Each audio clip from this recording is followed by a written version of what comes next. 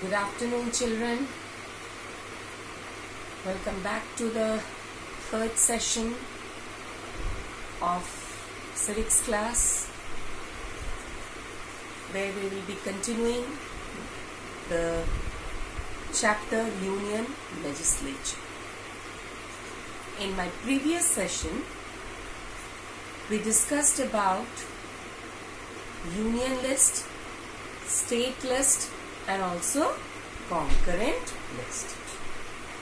Apart from all the three lists, we also discussed about residuary subjects which will arise with the passage of time, and here also Parliament has the power to make laws on it. So in most of the cases we came to know that Union Parliament is more powerful.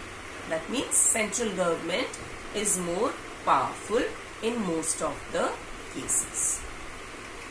Today we are going to read about the new topic, Union Legislature. That is Union Legislature. After a long struggle for freedom, people were succeeded in getting the freedom from the Britishers. And these people of India,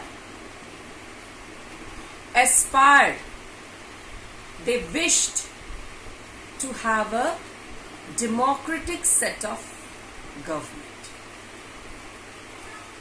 What is this democratic set of government? That government where the people will have the right to elect the representatives, and that representatives in return will form the government and run the Union Legislature.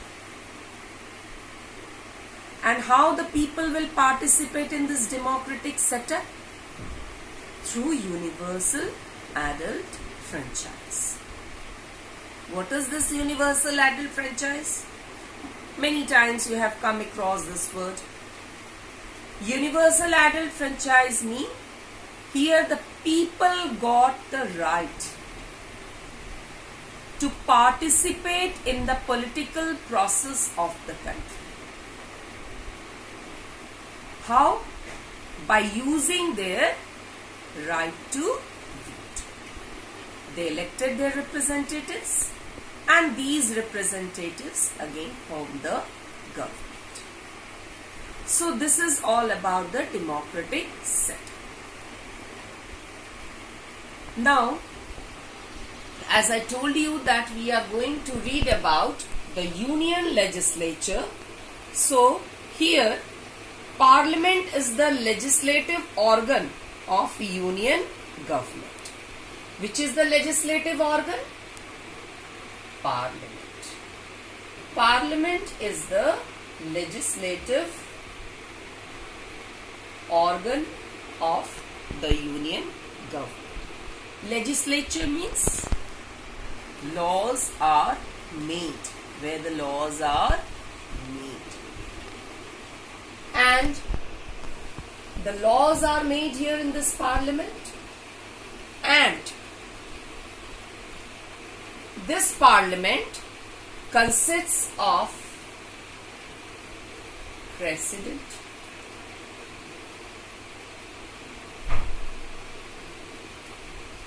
Lok Sabha, and Rajya Sabha.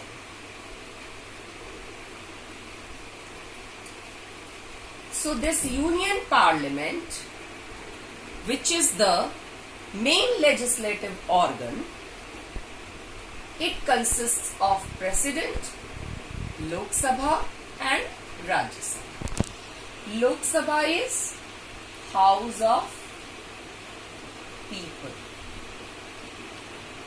and Rajya Sabha is Council of States. Why this Lok Sabha is called House of People? Because here the people directly involves in the political process, and these people elect the representatives who are the members of Lok Sabha. They become members of parliament, MPs we can say. Why Raj Sabha is called Council of States? Because this house represents the different states of our country. So we can say that we were telling that India is working like a federation, but it has a strong center. So this is working like a federation because this house represents the different states of our country. So first we will come to Lok Sabha. Now, as I told you that in Union Parliament, this President is also an integral part of the Union Legislature. Why he is or she is an integral part? Because whatever bills are passed in both the houses, it cannot become a law until his or her approval or consent. So that's why President is an integral part of Union Parliament. So first of all, we will come to Lok Sabha. Let me write here.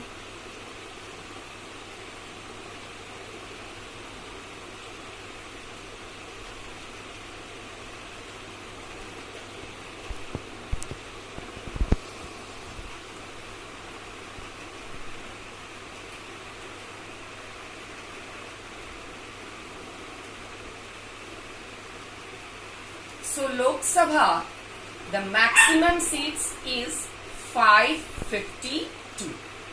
But at present, we have 545. At present, we have 545. Here in this 545, total number of seats are at present in Lok Sabha. 530 represents states and 13 represents union territories. So 530 and plus 513 is 543 and plus 2 is 2 seats are Anglo-Indians who are being nominated by the President. So that is 545. This 2 is Anglo-Indians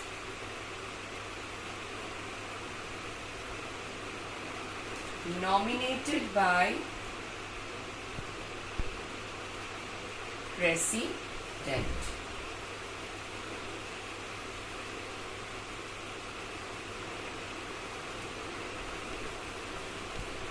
Now, who are these Anglo-Indians? These Anglo-Indians is a mixture of 2 groups of people, Indian and British ancestry. Or you can say that the people of British descent born or living in India. So they are called Anglo-Indians. So you can get a question from here that how many seats are there in Lok Sabha which is nominated by President? The answer will be 2. So maximum seats are 552, but at present we have 545 seats and 530 is representing the states, 13 representing union territories that is 543, and 2 are the Anglo-Indians nominated by President. So 543 plus 2 is 545. In Lok Sabha, seats are also reserved for SC, ST, and also for women. Also for women. So, these seats are reserved. What does it mean? That whichever constituency is having the reserved seats for scheduled caste, scheduled tribe or women, that means that there the candidates, whoever will contest the election from whichever party or from independent party, belongs to, if it is a scheduled caste constituency, the candidates should belong to scheduled caste. If it is a scheduled tribe, then the candidates must be belonging to scheduled tribe. If it is a woman constituency, the candidates should be women from whichever party they belong, or they can also contest from independent parties.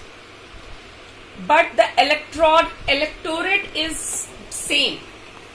They are going only to simply vote for them, and whichever candidate will get the maximum number of seats, they will be elected. Now let me tell you that before this election, constituencies are made. Constituencies are made. Now what is this constituencies?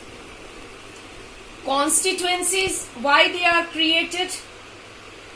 For election, these constituencies are made, and it is based on population. So many times you will see that number of Lok Sabha seats is increased due to the population. Increase due to population. So this constituency is being made on the basis of population, and candidates, whoever candidates contest the election, gets majority votes, they are elected as MPs. Now what is this MP? Members of Parliament.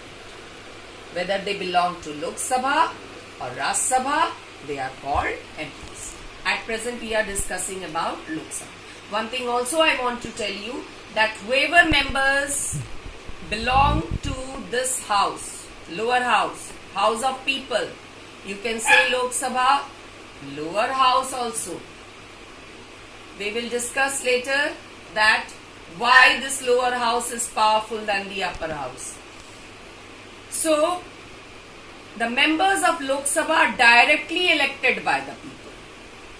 But in Raj Sabha, the members are indirectly elected by the people. We will discuss the difference. First of all, I will discuss you about Lok Sabha, then Raj Sabha, and then I will discuss the difference. Where do you find the difference between these two houses? So, this is all about the constituency. Now, after this constituency, in this election process, we also come across the word secret ballot.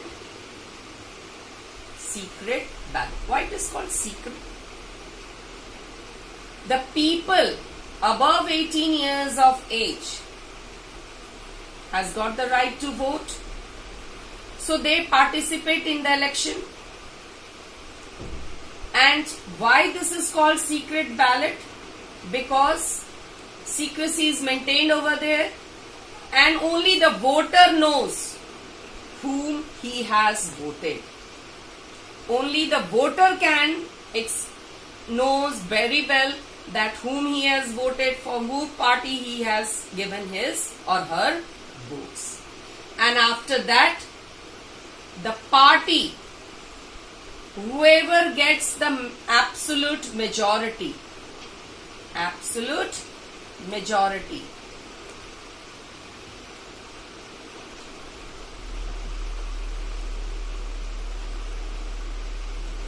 that is more than half of the seats. After the voting procedure, it has been counted, and after counting, the party which gets the absolute majority, means more than half of the seats in parliament, the president invites them to form the government. After that, whoever party gets this absolute majority, president invites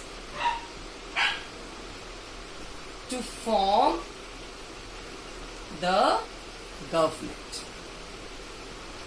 And after forming the government, whoever is the leader of this party, he or she becomes the Prime Minister. So this is all about Lok Sabha. So for absolute majority, I can also explain you that if at present it is having 540 seats, it must have 273 or more than that. At present we have 545 seats in Lok Sabha. So you can see that at present BJP and his allies parties are having 273, more than 273. So whoever party gets 273 or more than that, that party will form the government, and the leader of that party will become the Prime Minister. Go. Now, as I told you that in 545, 273 or more than that,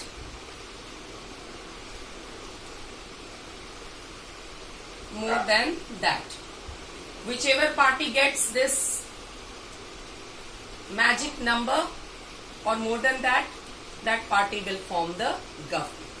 But in case if no party has crossed this magical number, then what will happen? Then like-minded parties. What is like-minded parties? Like-minded parties mean that they're having the same ideology, thinking. So those like-minded parties will join together. They will be willingly to negotiate and form a coalition government. Coalition government. So when this government will be formed? When no party will get this number, this or more than that, then in that case the like-minded people, like-minded parties will willingly negotiate within themselves and form this coalition government. And whoever, the other party who opposes the majority, the other party who opposes the government or the majority party will form opposition party. So these are the process for the formation of government. Next is term of Lok Sabha. Term of Lok Sabha. As you all know that it is of 5 years. But in certain circumstances, it can also be dissolved earlier. Before 5 years also, it can be dissolved. And who is going to dissolve this house? President. On the advice of Prime Minister. And in which case it will be dissolved? If it loses its majority, then Prime Minister is going to advise the President to dissolve this Lok Sabha before its term 5 years. Otherwise, if one single party is getting the majority, that party will continue for 5 years. So this is the term of Lok Sabha, that is 5 years. Later on, when we will discuss about Rajya Sabha, after that I will show you the difference column wise, that where there is a difference between these two houses. So I discussed about all this, and also the reserve constituencies for scheduled caste, scheduled tribe, and also for women. Reservation for women is a burning topic, and after that 108th amendment bill in 2008, this women reservation bill was passed by Parliament to reserve 33% of the seats in Lok Sabha and also in all state legislative assemblies. Because women were previously neglected, they were not given proper representation in the Parliament, so that's why this bill was passed. So by 108th Amendment Act in 2008, this 33% reservation bill was passed. As you all know that Gandhiji once told that if one woman is educated, the whole family and society is educated. So he believed that as long as women of India do not take part in public affairs, we cannot lift the country, we cannot save the country. So, women representation is essential. Regarding the distribution of Lok Sabha seats in our country, it depends on population, as I told you. The largest number of constituencies found in our country is Uttar Pradesh, which has 80 Lok Sabha seats. These are some of the facts which has already been given in your book. And the lowest one you will find in Sikkim, Mizoram, Nagaland, Arunachal Pradesh, Manipur and Tripura, where we have only one Lok Sabha seats. Next we come to qualification. What qualification one must have to become the member of Lok Sabha? First is Indian citizen. Second, must be 25 years of age. 25 years of age. Third, name must be in voter list. Name must be in voter list. Then, fourth one, that he or she must not be government servant. Government servant must not be government servant. Means if you are being elected as a member of Lok Sabha, you cannot be the member, cannot hold a government job. You must not be a government employee. Apart from that, you should also possess qualifications which are added in the Parliament time to time. Qualifications included in the Parliament.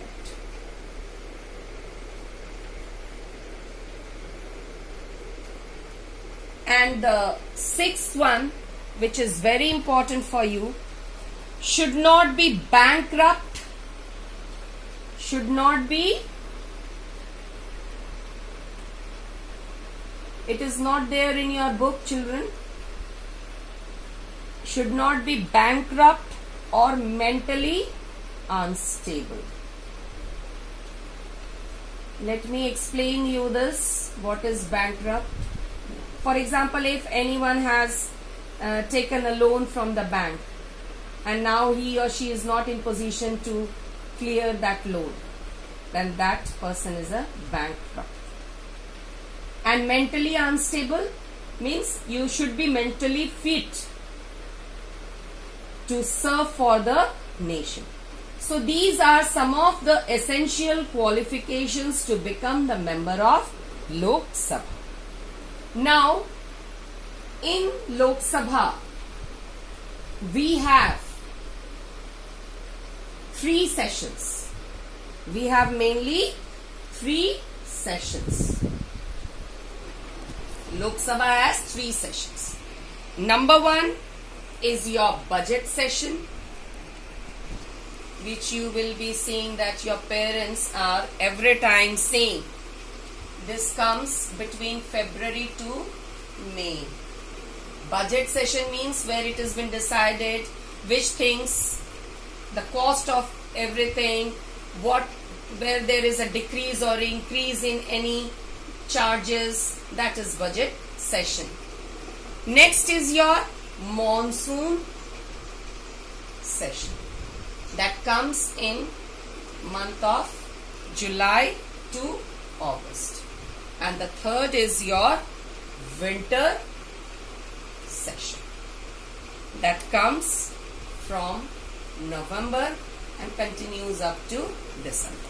So these are the 3 sessions. This is also not there in your book, but I have explained you so that you should know about all this. These are the current things, how our government is working, you should know all this. So these are the 3 sessions of Lok Sabha. So children, today we came across that our Union Parliament is a legislature, and it consists of 3 things: President, Lok Sabha, Raj Sabha. Lok Sabha is House of People, Raj Sabha is Council of States. We discussed in detail about this Lok Sabha, why it is called House of People, because people directly elects the members who are called MPs, members of Parliament. After that, we also came across the distribution of seats, that the maximum seats in Lok Sabha is 552, but at present we have 545, where 530 is representing states and 13 from Union Territories and 2 from Anglo-Indians, which are nominated by President. We also discussed about reserve constituencies for scheduled caste, scheduled tribe, women, because women were not given previously representation in the parliament. So this reservation bill was passed to give 33% of reservation for women, so that they can also get the chance to represent in Union Parliament. Then we also came across the qualifications, these 6 qualifications, and after that we came across the 3 sessions. How many sessions are there for Lok Sabha? Budget session, monsoon session and winter session. We also discussed about the term, that it is for 5 years, but it can be dissolved before 5 years on the advice of Prime Minister. President can dissolve it if it loses the majority in the House. So children, this is all about the Lok Sabha, House of People. Please go through the video carefully, and children, I am giving you some short questions in your WhatsApp group. Please see those questions and solve it in your civics copy. Thank you.